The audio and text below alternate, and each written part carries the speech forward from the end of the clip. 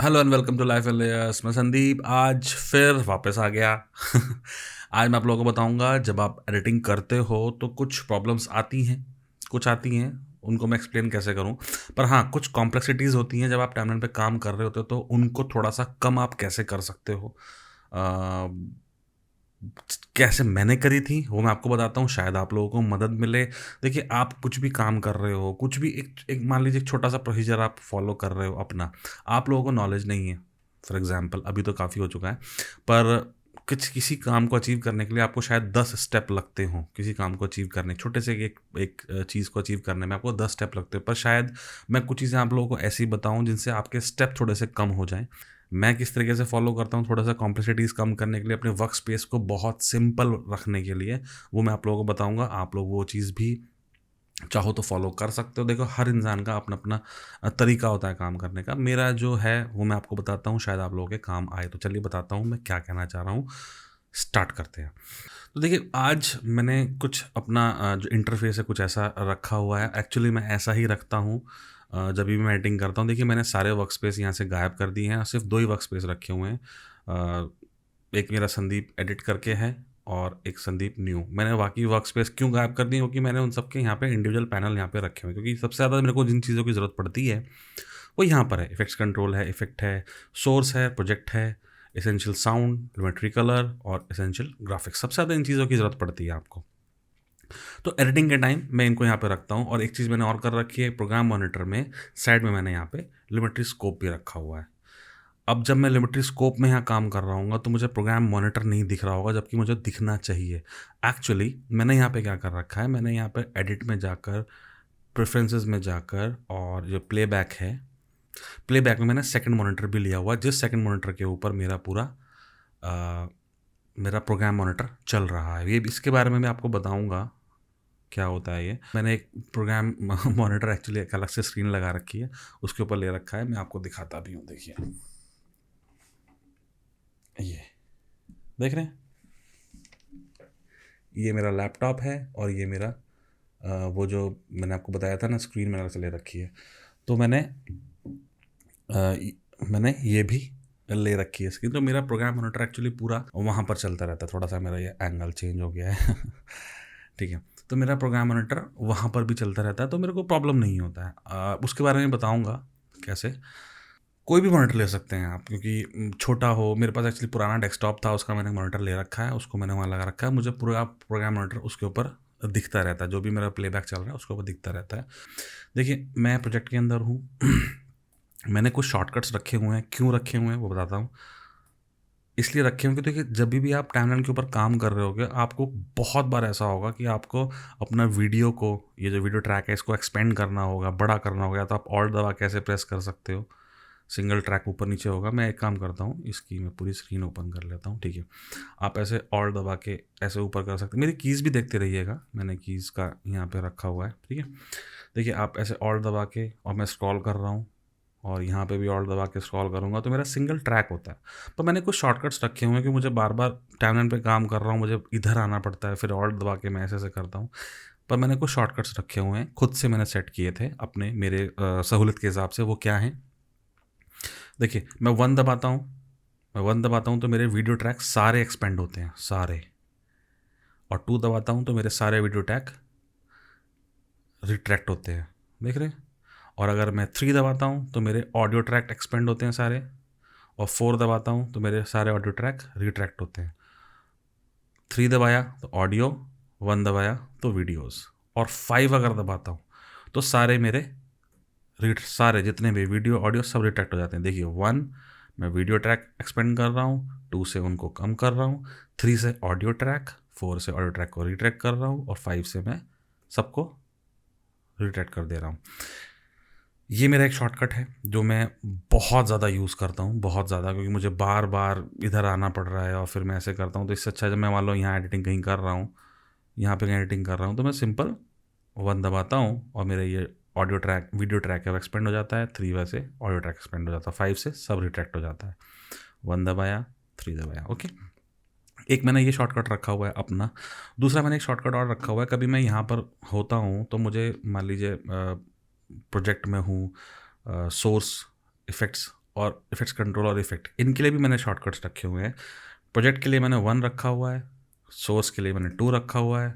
देखिए मैं कहीं भी हूँ पर मेरा ये पैनल सेलेक्टेड है, 3 इफेक्ट्स कंट्रोल, 4 इफेक्ट्स। पर अगर मैं टाइमलाइन पे हूँ तो मेरा 1 2 3 4 कैसे काम करता है, ऐसे, ये ऑडियो ट्रैक और वीडियो ट्रैक के लिए काम करता है।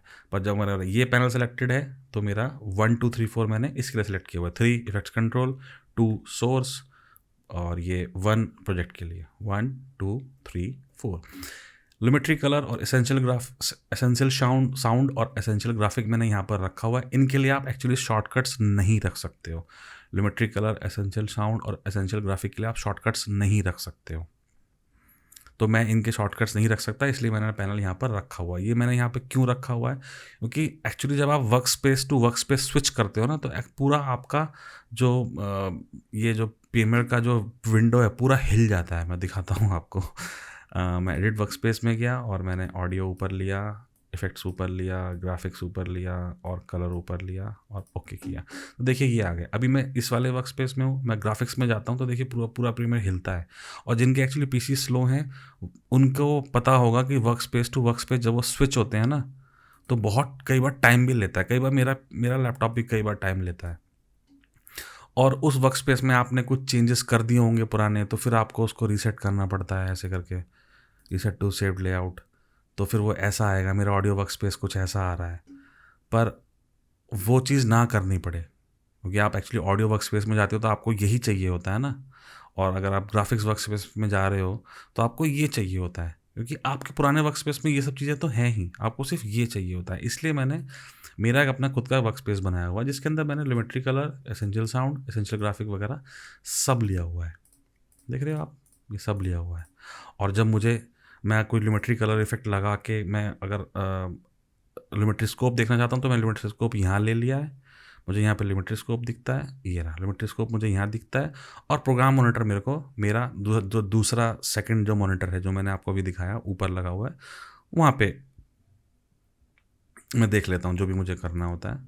बस इस प्रोग्राम जो सेकंड मॉनिटर है उसको जब मैं लगाता हूँ तो उसमें सिर्फ एक प्रॉब्लम होता है कि मैं उसमें मास्किंग नहीं देख सकता हूँ। वो मैं आपको बताऊँगा, सेकंड मॉनिटर का भी ऐसा नहीं है कि मैं बताऊँगा उसमें आप क्या क्या कर सकते हो, क्या क्या आपको हेल्प होती है।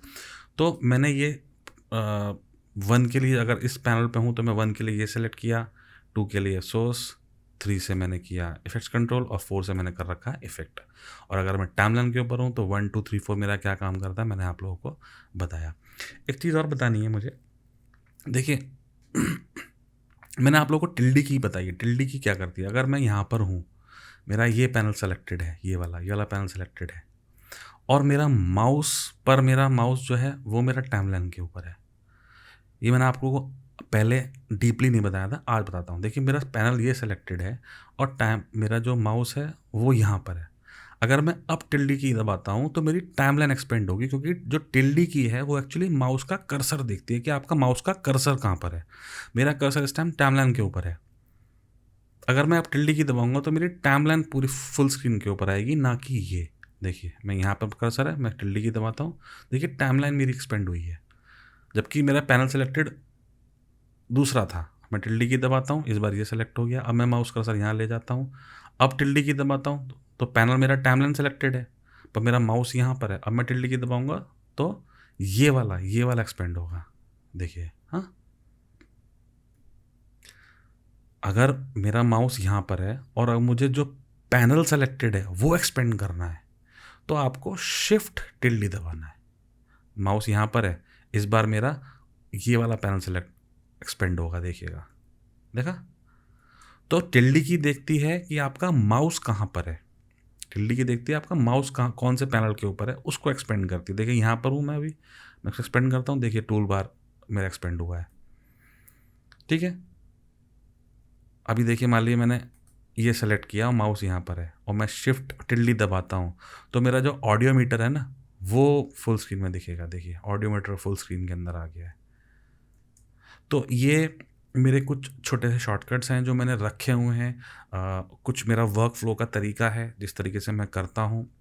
अगर आपके पास सेकंड मॉनिटर नहीं है तो आप यहाँ से भी काम चला सकते हो। लिमिट्री स्कोप को आप अलग से देख सकते हो, क्योंकि लिमिट्री स्कोप पे काम करते करते आपको एक्चुअली प्रोग्राम मॉनिटर भी देखना होता है। तो वो एक ऑप्शन है, अगर आपके पास अलग से मॉनिटर है तो आप लगा सकते हो, नहीं तो आप लिमिट्री स्कोप को भी ऊपर इधर साइड में रख सकते हो। और मैंने क्या किया, सारे वर्क स्पेस हटा दिए और सिर्फ क्योंकि work space to work space switch करने में थोड़ा सा जिनके पीसी स्लो है उनको प्रॉब्लम होता होगा, मुझे पता है, क्योंकि मुझे भी होता था। देखिए, मैं अपने एक्सपीरियंस आप लोगों से शेयर कर रहा हूँ, और जो बिगिनर होते हैं उनको क्या प्रॉब्लम आती है वो मैं आप लोगों को बता रहा हूँ। और मैंने 1 2 3 4 को के शॉर्टकट्स मैंने कैसे कॉन्फ़िगर किए हुए हैं वो मैंने आप लोगों को बताया। अच्छा लगे तो इस चीज़ को फ़ॉलो कीजिएगा। फ़ॉलो करोगे, कुछ दिन आप ट्राई करोगे, देखना आपको ये शॉर्टकट्स अच्छे लगेंगे ही, क्योंकि स्टार्टिंग में जब मैंने किए थे तो मुझे बहुत बेनिफिट हुआ था, और मैं आशा करता हूँ शायद आप लोगों को भी बहुत बेनिफिट हो इन शॉर्टकट्स से। चलिए, मिलते हैं मेरी नेक्स्ट क्लास में, शायद आपको अच्छा लगा हो ये प्रोसीजर जिसको मैं फ़ॉलो करता हूँ एडिटिंग करते टाइम। तो ओके, बाय बाय।